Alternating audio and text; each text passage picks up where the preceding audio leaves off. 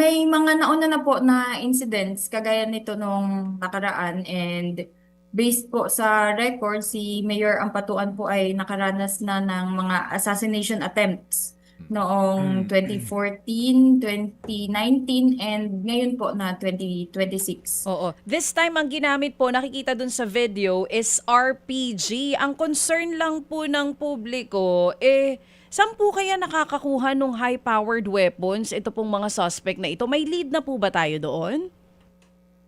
Tama po na yung nakikita po natin sa mga videos na kumakalat sa social media, photos and videos, na yung ginamit po na armas is a rocket-propelled grenade. Pero kasama po dito yung ibang mga mataas na kalibre ng baril na meron yung mga suspects that time.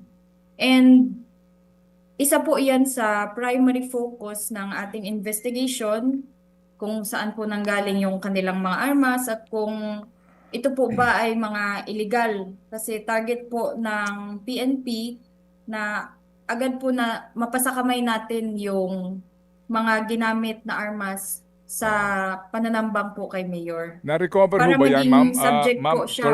Captain, na-recover ho ba yung RPG? Sir, pagdating po kasi ng ano natin, ng mga responding team doon sa pinagkakitaan ng sasakyan at ng mga patay na suspects, wala na po doon yung mga armas sa sasakyan. Kaya nga po, gusto po namin na makipag-ugnayan sa ating mga mamamayan, sa public, sa communities po, na patuloy po kayong makipag-ugnayan if ever may information po kayo na pwede ninyong ibahagi sa amin. Ipagbigay nyo, alam nyo po agad para Sige. po maging subject for forensic examination na once ma-recover yung mga armas na ginamit. Okay, sige. Ma'am, ganito na lang po, no? Sorry, kasi medyo ano ho kami, parang hindi kumpleto yung impormasyon o kwento. So, nagpaputok sila, tinangkang ambushin po si Mayor, nakatakbo sila, tapos meron silang dinaanan checkpoint, naka-enkwentro rin po yung mga tauhan po ng pulis doon sa checkpoint, tama po? Right? Yung nadaanan po nila, Ay, okay. based sa initial report po natin, ay checkpoint po ng Army. Okay, checkpoint, nakipag-enkwentro din po doon. At pagkatapos noon, sino ho ang supposed to be nakabakbakan nitong mga taong ito at nakapatay sa kanila? Police o army? Sir, sa ngayon po kasi, nasa process po tayo ng masinsinan na investigation and case build-up. Okay, okay. Through the directives of our Regional Director, Police Brigadier General Jason C. De Guzman, Opo.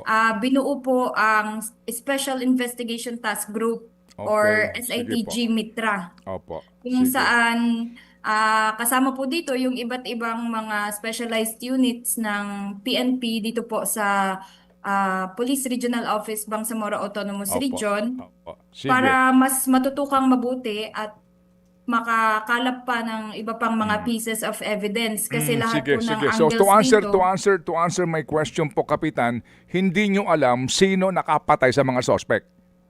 Sir, under investigation Ayun, pa okay. po Opo. ang Yes, matter na yes, yan, ma'am. Okay, sir. we understand. Wala ho bang body cameras po ang mga responders dito? Di ho ba ngayon ang PNP may mga body cameras na? Wala pong body cameras. Wala po silang Okay. gamit doon, sir. Opo. Sige, so ito hong amin napapanood ng mga visual spot, mga pictures, nasa van, mga patay na po ito.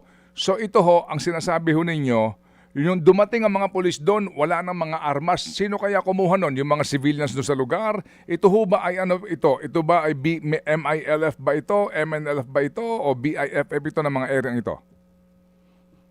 Sir, sa ngayon po kasi may mga ano pa po tayo, may mga information pa po na for validation. Okay. Kaya nga po tayo I-investiga, bumuo, may task force. opo, Okay, sige ng po. SITG. Okay. Sige, okay. Sige po. So, sir, ma'am, sa ngayon po, so wala kayong informasyon kung nasa saan na yung RPG, yung mga ginamit nilang mga automatic na mga rifle, etc. Kahit na po isang armas, wala kayong na-recover doon sa mga bangkay.